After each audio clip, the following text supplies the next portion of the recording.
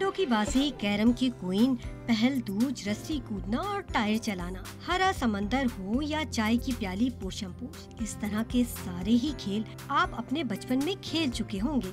कौन है जिसका दिल वापस अपने बचपन में लौट जाने को नहीं चाहता। अफरा तफरी और तेज रफ्तारी के दौर में दुनिया की हर फिक्र से आजाद बचपन यकीनन जिंदगी का वो सुनहरी हिस्सा है जिसमें लौटने की ख्वाहिश लोग करते हैं, लेकिन गुजरा वक्त कभी वापस नहीं आता। वही पकड़ा जाएगा।